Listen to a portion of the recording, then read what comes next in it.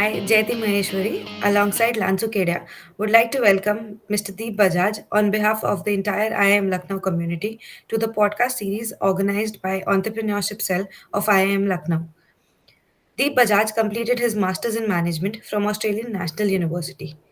He won several accolades through his novel startup ideas and finished in the top 3 at the Amazon Global Selling Propel Startup Accelerator. In 2015, he started his own venture, Sirona Hygiene, a new age startup selling intimate and menstrual hygiene products used by over 6 lakh women.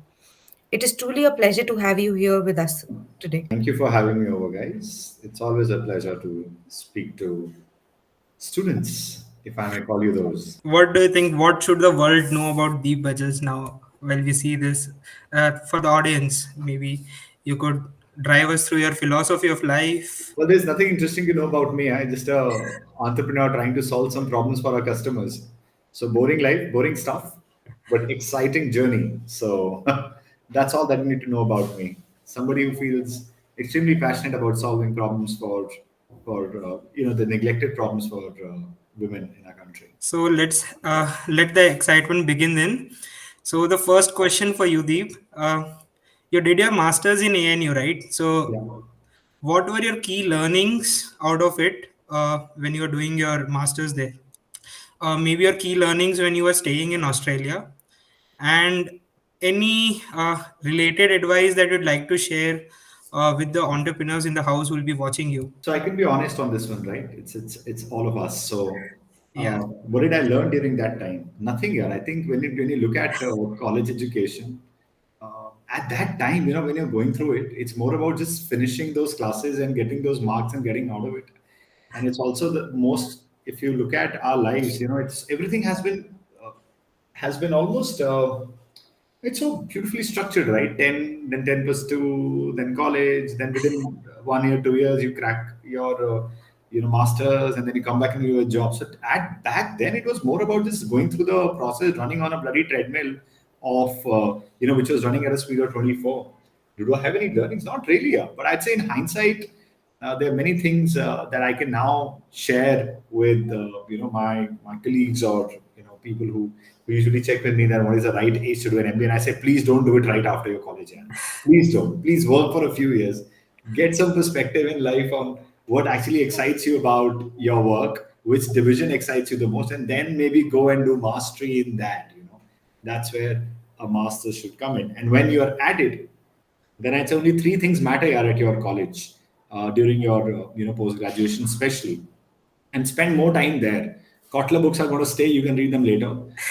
There's nothing when actual problems will come in. You will not be going back to those books and reading those books and applying them.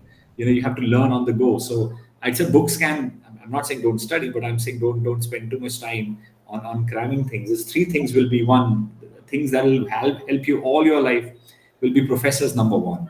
And I think that's what distinguishes a great institute like one in which you guys are studying versus like a mediocre one today.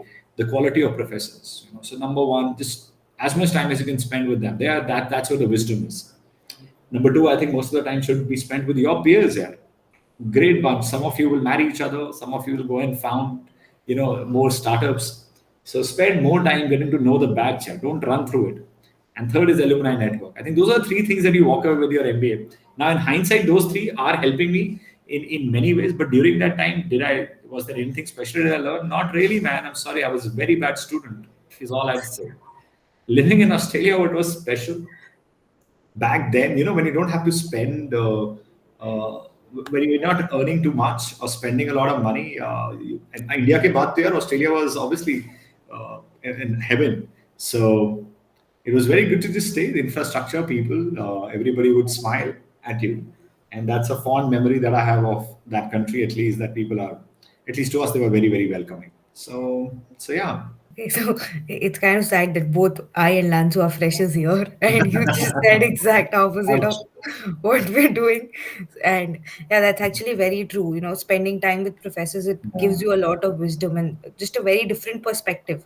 Yeah. So To keep in touch with them. The thing is, what happens is, these master courses, according to me, and I might be completely wrong on them, were made to give you a mastery in a particular subject. Let's say you did your graduation and then you're working in accounting for 10 years, and now you believe that I want to master finance as a core function. I understand you go and do a master degree. You've become 10 years behind the latest in academia. You go and master it, it's very good. After just graduation, yeah, right into MBA, what will you be able to apply? So that's the only reason. Having said that, now that you're in the journey, I would say maybe take whatever you can take away from these three. Right? Yes, network with as much as you can with your professors. They're fantastic here. They're the ones who are more than right now. Also, earlier when I had come back, I used to write to my professor almost twice every year. Now it has come down a little. Life has become a little busy, but they would always be so willing to open doors to give you advice. So very important to keep in touch with them. Peers, fantastic. Some of these guys will go, and all of you guys will do very well in life. But in a decade from now, if you have good relationships, you can call in a favor, and if you have a good bond, people come to your rescue. So second most important thing. Third is obviously alumni. Yeah. You can't just ignore the wealth of people who pass our institute. So on that note, you're doing a great job, Jayati, by doing this right out of your graduation. Just got to work a little harder on the finer aspects. Absolutely, absolutely. So my next question here is that it's very commendable that you have worked in such various industries, and they're very unrelated. So what enabled you to not just work but excel in such various industries, ranging from event management to healthcare? That's it. Was just luck. No smart answer, honest answer. It's just been luck. My life has been full of serendipity. Uh, you know, Great things have happened at great times. Yeah. And I think what I can say about myself is I'm an optimist to the core. I would, and maybe that what keeps me going, and that doesn't scare me from taking punts at the time when everybody would be like, "Don't do it." So when I first was to, most of my friends decided to stay back in Australia, and I said, "No, I'll come back." Coming back, option was to do a job. I said, "No, I'll get into events." When I did events, we were doing very well. In 2010, when I decided, this is not something that I dream of every night anymore. So I want to do something else. Got into carpets because it was 0 to 1. It was exciting. First few years went very, very well, but again, not born to do. So it took me a while to figure out what really gives me the kicks. But by the time this started happening, I think few learnings were very clear, and those learnings, I would say, is something that I would uh, I would love to share with everybody who wants to do a startup. That if you have a mental sign up with these 3 4 things, you'll be a success at anything that you want. Not a startup, even a job. So I think 2 3 businesses have taught me that, and then it's just been pure luck. So I guess it was again a lucky thing for you that you had the courage to start multiple things after trying different things. Like beginning from, let's say you ended with event management. It requires courage when you come up with something else as well. So yeah. Yeah, Okay. whatever. I don't everybody are okay. No courage, like I said. You think you're just being too modest. No, I'm just telling you, I'm being very honest. I'm telling you that it's just been pure luck, yeah. And yeah, I don't mind being the calls, that the telecallers. I don't mind picking up the call and doing that cold call, right? Also, rejections don't really scare me. Rejections don't disappoint me too much. Because of what I'm looking for, because I told you, because I'm an optimist, I'm looking for that one yes, yeah. And I know 100 no's के बाद एक yes तो मिल ही जाएगा, right? So it's genuinely that. Now, yes, if you tell me the theory now I can tell you that, guys, if you're looking to do a startup, or if you're planning to be a rock star at a job, just mentally prepare yourself for these 3 basic things. Like number one, I say, it's a 1,000-day commitment to yourself. I don't know if I should share that right now, but I can. There is one is 1,000 days. Anything that you start, guys, don't believe that it'll be done in a single. Rome wasn't built in a day. So 1,000 days sign up is a must. You want to get into a job, you want to become the VP, it won't happen overnight. You want to become the CEO, it won't happen overnight. 1,000 days full time, nothing else. That dog determination, you will crack anything, no matter what you're at. Second, very, very important is, I think, something that I, touchwood, have been blessed with. Uh, DNA is, just keeping yourself positive. Extremely, extremely important to ensure that you stay away from energy vampires. It's a concept that a monk introduced me to. This is Dandapani, based in New York, and he talks about one of the energy is a finite resource, right? I mean, in the sense you enter some places and your mood is completely beautiful. You meet some people, they light you up, and then you meet some people who just suck the living daylights out of you, right? And this could be anyone. It could be your mom. It could be your dad. Even without knowing, they would say stuff. They would say stuff which just switches you off. Could be your boyfriend. Could be your girlfriend. Could be your brother. Maybe you're not the kind who likes to be compared, and they'll always say, "Oh yeah, very well done." But see, that person did this, and there you go, right? I mean, you're just done. So second is to have a list of these guys in your life ready. These energy vampires. There are people who you speak to, and they suck. It's like a straw they have, and they suck the energies out. You please stay away from them and keep yourself positive. Very important. Second. Third, I would say, is analysis paralysis. There no amount of data can teach you what is the 100% short way, unless you're a rocket scientist, you're going to fly a plane. There also things change, by the way. So too much of analysis paralysis kills you. So I think by the time Sirona happened, those three things were built in, and subconsciously I was doing it. I was not in a rush to say I'll crack it overnight. I knew that I had to stay away from a certain kind of people. I still fail at it, by the way. There are breakages that happen every day. And third was, it's not been done doesn't mean it can't be done. So no more analysis paralysis. Indian women, the dirty toilets is a fact. I've spoken to women and they tell me there should be solutions. I spoke to so many of them early on that will you stand and be, if you were able to, I mean, and said absolutely, yeah, uh, it's so convenient for men. They can stand and pay anywhere, they don't touch the toilet seat. So after that, I didn't go after the data to say how many women will pay 10 rupees, 20 rupees, 30 rupees. I just said there's a problem, there's a solution. Let's just go and do it. So it's been that. Yeah, great, Deep. So, what were those series of events, or let's say incidents in your life that led to the inception of finally Sirona Hygiene, and any major challenges that came across your way while the inception?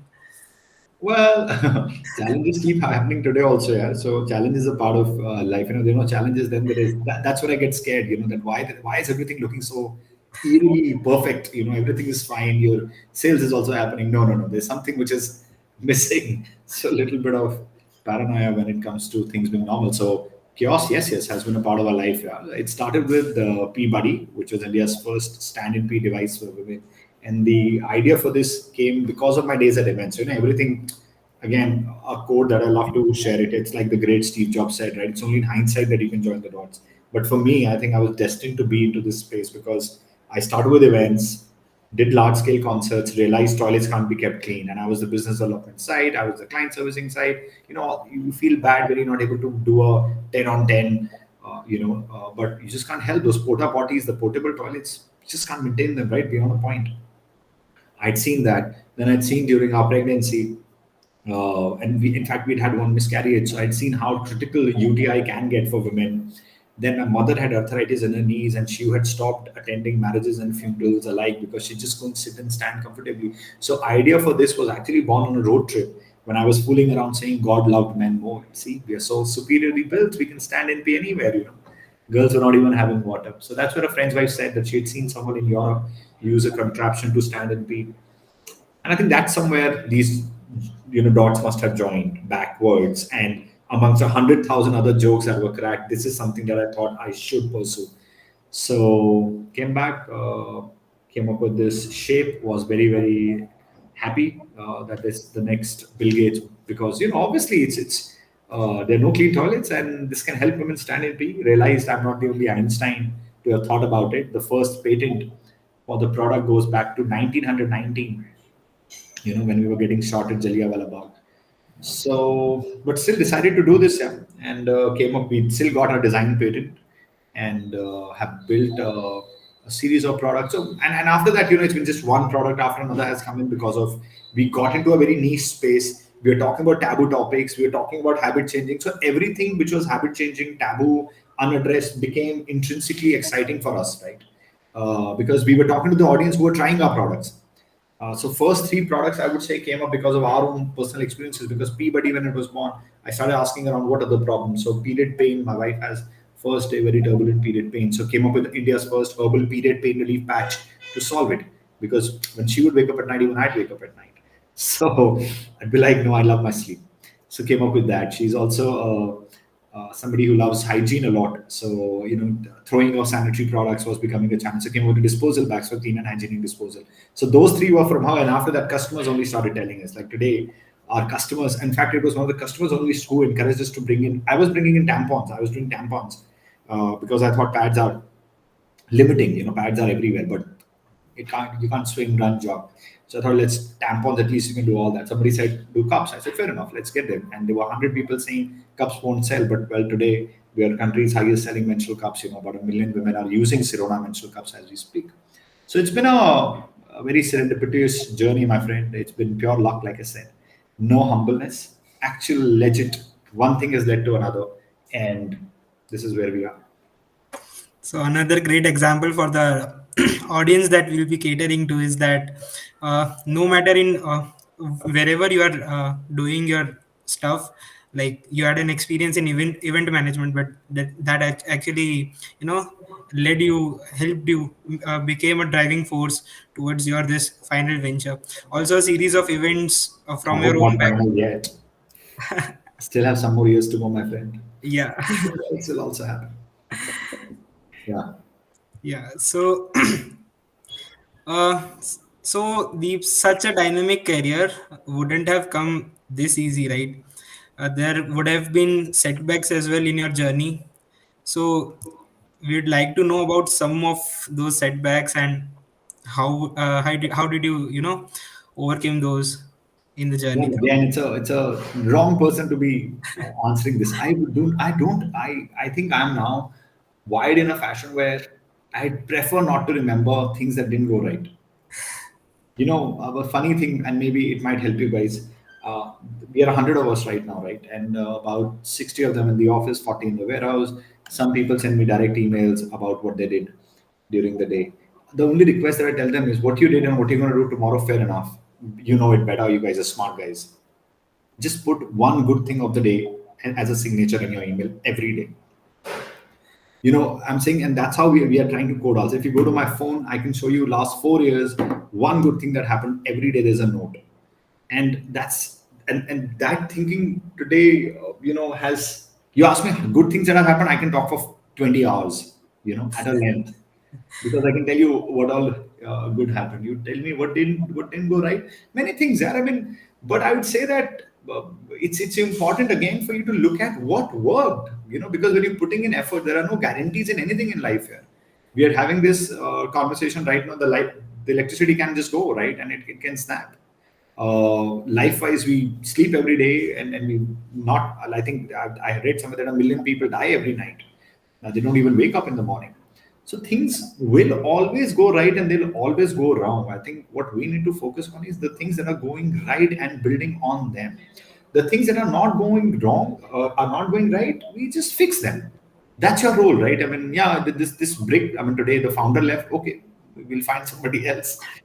Today a key employee left. Fair enough, we'll find somebody else. There's a complaint in the product. Fair enough, we'll better it. We'll try it. It should come again.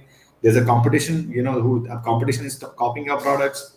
Fair enough. Let's try harder, because everything that is happening eventually is training you to become better, right? That's why you're failing, right? So you just get better. So everything that we do, yeah, there are challenges, but I think we're just lucky to have some really great team members who are able to help us overcome them. So sorry, I'll disappoint you on that question. It was anything but a disappointment. That gives a whole new perspective at looking at challenges. Just another question from our side is that Sirona Hygiene, it's working on issues that are so crucial but are very neglected, Yeah. and it's very sad that it is still considered a taboo in the Indian society. So can you tell us what led you, or were there any issues that were there in your head before venturing into this field? Did you associate yourself with any of those taboos that or were there any was there any pressure from any side not to venture into this field? Well, yeah, it's a shame that most of these things are still a taboo for a country that might still be the highest porn watchers in the country. When it comes about sex and it comes about periods or intimate, we don't discuss this. And that needs to change. It is changing slowly and steadily. In my, have we faced any resistance? There is a lot, yeah. But again, I'm saying, there are, for every one. Most of the guys who have a problem with what we do are guys. Most of the women are happy with whatever we are doing. So how we tell ourselves is, that's the customer. Customer is happy. This guy's an energy vampire. If he's not adding any value to us, if so, again, I'm all for constructive criticism, guys. I'm saying anybody who's constructive in their criticism, you tell me what's wrong with me, you give me a solution, I'm listening to you. But if you think that it shouldn't be done because you think and you cannot explain, then you are put in that destructive criticism bucket. We don't process you. We just leave you to rot and find your own journey. So there are many, they've been naysayers, but because they're not customers, we don't care. The customers who are naysayers, we are just trying to convince them to come to us by working to, on a product which is to their satisfaction. Most of the energy is going to thanking the existing customers, who've taken it upon themselves to push the category forward by trying some of our solutions, right? And many of these solutions were really ahead to try. So there've been many people have taken pun. It still, yes, is a taboo, but it's slowly changing. I'd request you guys to ensure that you talk far more freely about these, in front of your family members, about your periods, and maybe speak to your housemate and understand what is she on. Is she on a pad? She's on a cup. She's on a pant. Whatever she's using, and normalize it. The more we normalize it with them, that's how it becomes normal for them at their house. It's a biological thing, right? I mean, when you have a headache, do you really hide it so much? You just openly say it. In fact, you take a leave these days, no? So why is it that when we are on period, we have to say we're just unwell? So it just could just be that I'm on a period, right? And I hope by the time, so I have two daughters, yeah, I believe by the time they grow up, I hope we are able to break some stigma around this, and make this a far more mainstream conversation than what it is now. It's great to hear that you had very, great bunch of customers who supported you in this in the very initial stage. But I'll just take a step behind and ask you that when you came up with this idea, you would be making a team around to, take this idea to the market. Also, you might have searched for investors who could help you along. So how easy it was to convince those team members, those investors, that yes, this idea would work. And again, on the same thing, we can't neglect the fact that yes, it's still a taboo. Yeah. So Yeah, well, same answer, packaged differently. But I would say that, I was mentally prepared for many no's. I still am. There's still things that we're trying to chase. And every day we propose stuff. Some stuff gets accepted, some doesn't. The same thing happened with investors also. So if you're planning to take anything to investors, one person's opinion, two people's opinion, I mean, that's their truth. That's from their lens. What you can see most of the times others cannot see. You're trying, and because maybe we've not been taught to present our thoughts in a very clear fashion as while growing up also. You're good as long as you're saying whatever you've crammed up and you're saying it well in front of the other tables. So now the bahut achhi baat hai, I mean, if you can tell your tables, you can say a poem. How to really be articulate, at least my generation while growing up, wasn't a topic. So what that does to you is, when you're pitching, at times what you can see and what you're saying, that there's a gap. Also, when you break a category, it progresses. So you also need visionary on the other side. So if you're something which is very very different, which has not been done, and if you take it to with due respect, maybe somebody who's very risk averse, you will hear a no only. But if you have something which is out of the box and you speak about it with a room full of people who have invented stuff, broken, kicked ass, and so you will get good replies from them, right? So the game here is, can we make a list of 100 people who are similar? They might still disagree, but at least they will appreciate the idea and say, hey, not for me, but maybe this person can help. So most of the people give up in the first 10, 15, 20th conversation that they're doing without even looking at, are they really talking to the right guy? In our case, also the same thing happened. Yeah, we've spoken to many people because back then you didn't know this formula, right? So I did speak to many people. Many of them said no, but again, because every day something good was happening, so we looked at that instead. and kept the tussle going. So the days right now also, there are days when I think that I'm a little low energy, I just go to those notes and I read great things that have happened, right? And a great thing doesn't need to be earth shattering, right? And please do write one good thing of the day every day. I'm telling you, this is medicinal. So it could even be just getting, like a seat in the metro today. It's a small thing, there's so many good things that are happening, right? Somebody made up your day, somebody made bed for you, or whatever, whatever lifestyle you're in, but capture it. So for us back then, there was some investor conversation that didn't go right, but there were some good things that were happening. Eventually, out of 100, one liked us. In the bridge round, the same thing happened. In the series, also same thing happened. Right now, the series B, also the same thing happened. Spoke to many people. Some liked, some don't like, which is okay. Story of our life. So everything here just circles back to, the ability to take a no for the answer and just still staying positive. Absolutely. Persistence is the key. There is nothing else. There's nothing more important. Hang in there. That's all. You'll be fine. All right, all right. So, just next question from our side would be that we've observed that you've taken this Sirona hygiene and the idea to many different competitions, and you've won them as well. So, did they in any way help you build the final output and build the final company? And would you recommend budding entrepreneurs to still keep an eye on these competitions and to publicize and to understand different perspective about their ideas? See, guys, again, you have to be shameless in your PR. At the end of the day, you're the product. Till the time your product becomes something big, you're the guys.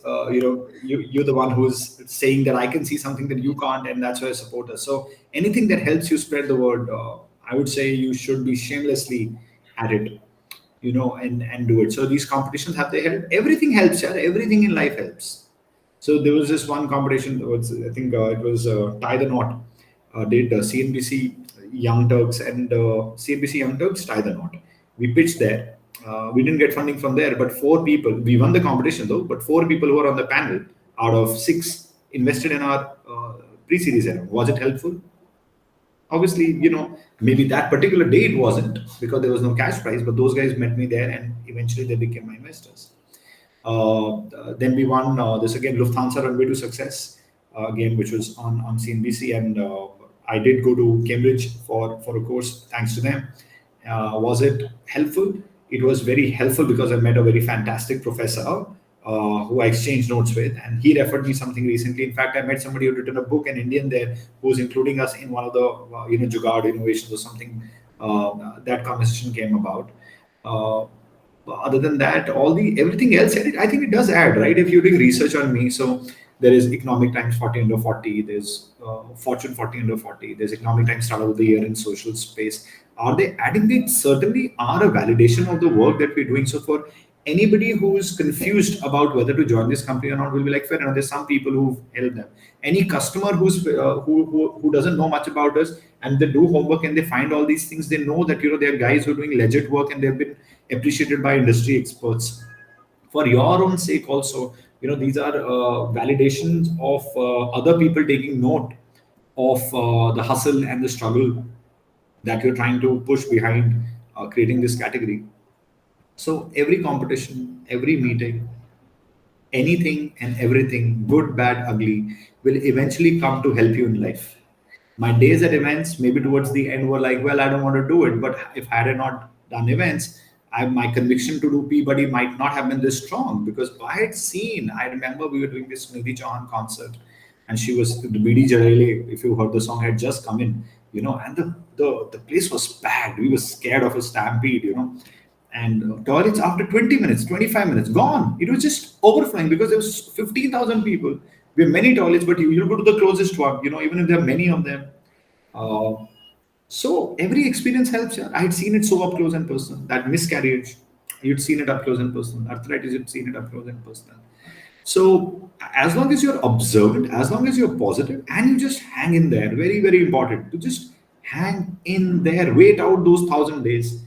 First year, second year, third year. That's the philosophy. First year, you were just in euphoria. Second year, you're like, oh my God, okay, this is the business. Third year, you start building on the business part, which is good. That's why hanging in there. That's why waiting it out. That's why saying that everything is helpful, including these awards. Should you apply? Absolutely. Please do. Please do. Please do. Please do. Please do. Please apply. Please apply to anything where you think you can get value, because nobody in this world, or you give me somebody who can give me a script that you do this, Deep Bajaj, and 100%, 100%, you will be the most successful person in the world. There's nothing called most successful person in the world, though, but there is nobody who has a script. So if it's your script, if it is your movie, you write the dialogues, you write the scenes. Please go ahead and try everything under the sun. Nobody has a magic wand to solve it for you. You'll only have to try and do it.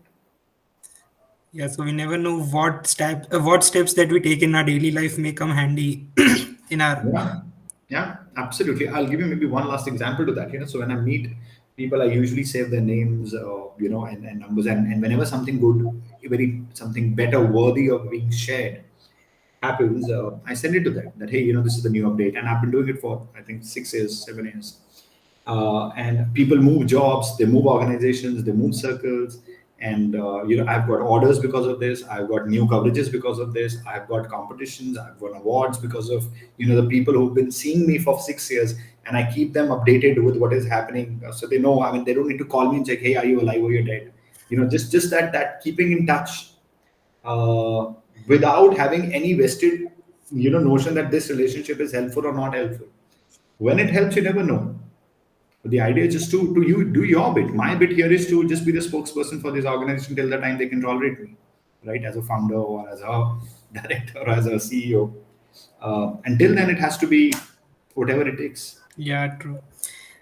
So the there are many external factors that come across when coming up with something new. It could be maybe your friends, relatives, family. It could be even your other hobbies or ideas that uh, maybe obstruct you or hurdle you somewhere in the middle.